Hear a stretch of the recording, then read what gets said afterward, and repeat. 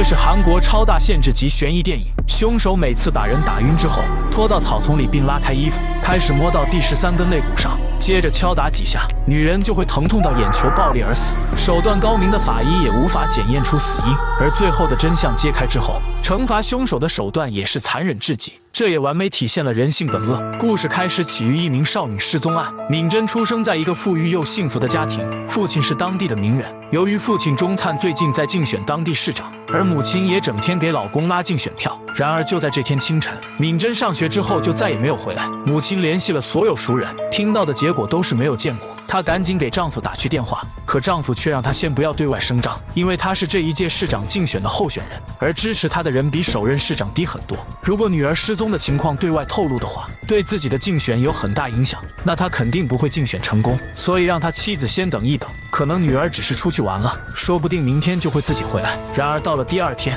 母亲还是没有等到敏珍回来。随后他去了警局报警，因为敏珍经常跟一些不良少女在一块，经常晚上去泡夜店，有夜不归宿的情况也并不稀奇，所以警方觉得是很常见的事。只是调查了一下敏珍的通话记录，发现她跟一个名叫美玉的女生经常来往，所以这个女生应该知道敏珍去了哪里。随后他来到学校询问名叫美玉的女生，通过同学的指引，此时美玉正在破解一个碎屏的手机密码。他看见有人走到自己面前，赶紧将手机藏到兜里。他询问美玉，得知那天晚上回去的路上，敏珍上了一辆白色轿车，看见司机好像是个男的。由于下了很大的雨，并没有看清对方的车牌号。警方调取了敏珍离开时的监控，却根本没有看到有白色车辆，只发现附近有辆黑车发生了车祸。这起车祸死的是一个男人，他怀疑美玉是在说谎。接着他再次找到美玉，突然发现她手上戴着跟敏珍一样的名表，和她脚上的草跟鞋一点都不搭。由于美玉的家境贫寒，根本买不起这种名表，然而怎么逼问她都不肯说出真话。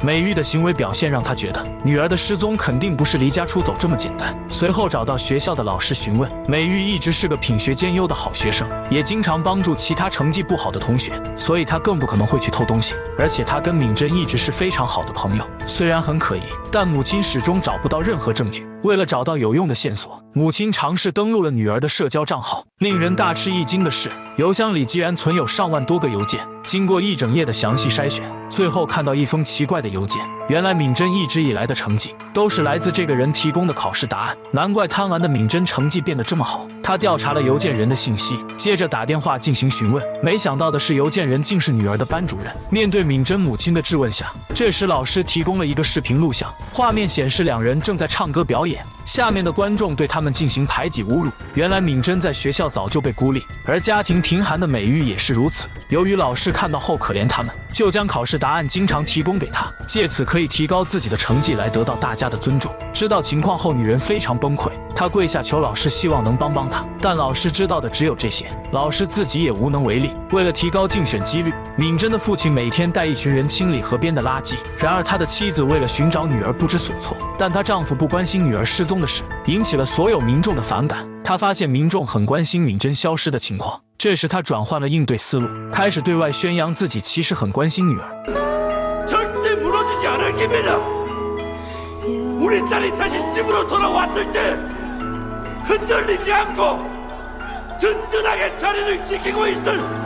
这一刻被自己感动的发言差点哭了，也成功的博取到民众的同情和支持。他的选举热度很快超过了卢议员，但这些操作却引起了妻子的怀疑。因为敏珍消失的那天，丈夫恰好一夜未归，然而也并没有对妻子交代去做了什么。两人生活多年，她很清楚丈夫的为人，她清楚丈夫是个不达目的不择手段的人，她怀疑女儿会不会是他的政治妻子。事情还没调查清楚，接着敏珍的尸体在荒山野岭被警方发现，尸体被塑料袋包裹着，眼球爆裂，浑身扭曲骨折。法医看到此也十分震惊，母亲不知道她生前遭遇了什么，却死得如此惨烈。就在敏珍的葬礼上，她的父亲跪着嗷嗷大哭，而妻子却一滴眼泪都没有流下。她安安静静地看着丈夫在大众面前表演。晚上回到家后便提出了离婚，她认为丈夫肯定对她隐瞒了事情。她对着丈夫说，为了自己的政治竞选，找人杀害了女儿敏珍，以此获得大众的同情和支持。但是妻子并没有实际的证据，只是靠直觉认为。丈夫表示自己就算再不择手段，也不可能杀害自己的女儿。但是职场内幕暗脏，他也不敢保证竞争对手是否会陷害自己，被竞争对手给杀害了。随后两人收集资料进行调查，此时案件有新的消息。那天晚上，一个老奶奶经过时，看见一个满身是血迹的短发女孩，急忙地跑进巷子的胡同。当她知道短发女孩的象征之后，她立马想到了学校里的美玉，因为美玉是闵真出事之前唯一见过的人。奇怪的是，美玉知道闵真死讯之后，嘴上却露出诡异的微笑。经过警方调查发现，美玉的鞋子上确实有血迹，经过比对正是闵真的 DNA。但是美玉表示，她之前跟闵真一起过马路，闵真差点被轿车撞倒，好在及时推开，只是擦破了膝盖，血迹就是当时不小心沾上的。闵真母亲听到情绪非常激动，随后冲进去质问美玉。闵真受伤自己不可能不知道，明明就是在撒谎。然而警察告诉他，闵真的膝盖上当时确实有一道伤痕，而且伤口的位置跟美玉说的完全一致。这时女人却无法反驳，案件又再一次陷入了僵局。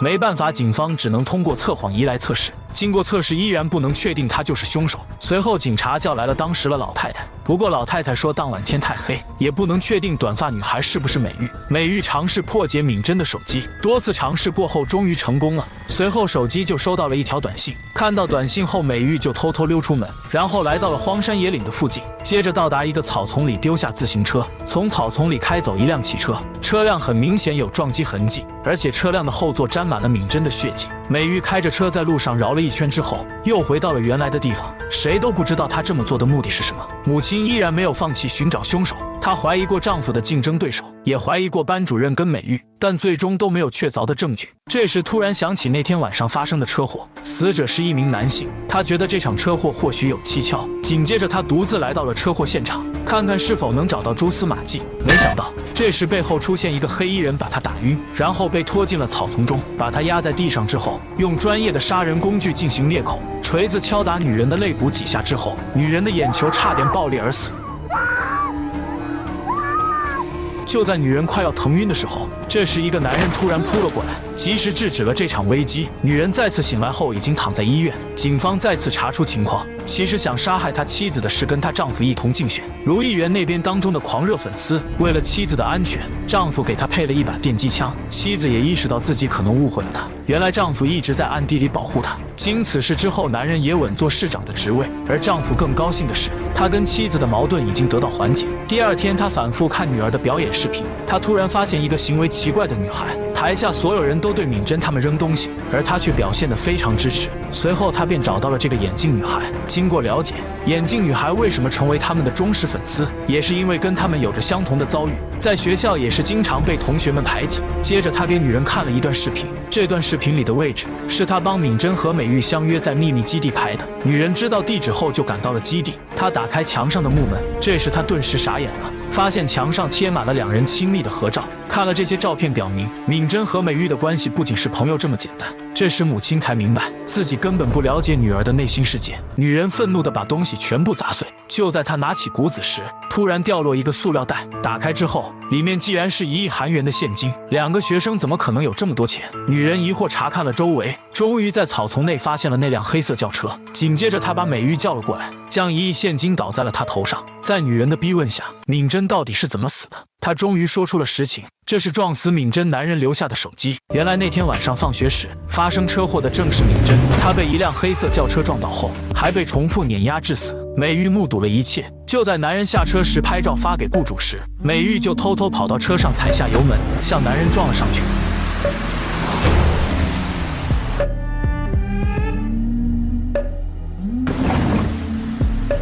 在美玉的一气之下，也模仿了男人的做法，将男人也重复碾压，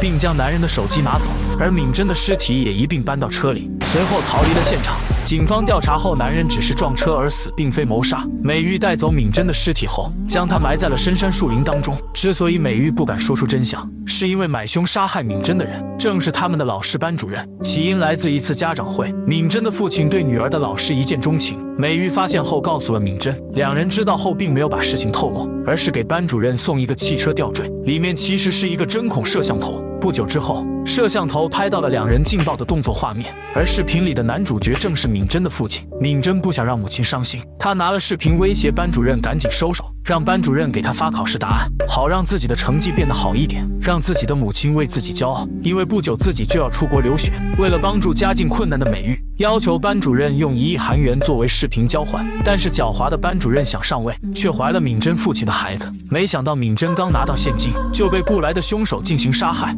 老师的妥协只是幌子，灭口才是他的目的。老太太当天晚上看到美玉浑身是血，原因是刚刚把敏珍尸体埋了起来。事情到此，她也明白了所有真相。她看到手机上新发来的短信，上面还显示着雇主的号码，但雇主并不知道手机已经被美玉捡到了。女人并没有直接去找老师，而是给雇主发去了短信，并约他在敏珍出事的路口相见。到了晚上，女人做了一桌好菜，祝贺她竞选成功。她随后去到超市购买了大量工具。深夜，女人蹲在草丛等待着他的到来。她看见真的是自己丈夫后，脱掉鞋子慢慢跑过去，用身上携带的电击棒将她电晕。没一会，男人醒来后发现自己已经被五花大绑。他将女儿的酬金撒在了地上，然后用保鲜膜紧紧地绑住了她。他将女儿死状的照片放在了他的面前，看见了女儿的惨状后，不知是否感到愧疚。随后，妻子拿起棍子拼命打向他，打累之后，又用保鲜膜缠住他的头，准备把他闷死。丈夫不断的挣扎过后就要断气时，妻子撕开了塑料袋。妻子不想让他这么简单的死掉，她想到了一个比死还可怕的办法，那就是让他身败名裂，生不如死。之后，女人把他出轨的视频发布到了网络上，而他成功登上的宝座又再次跌入谷底。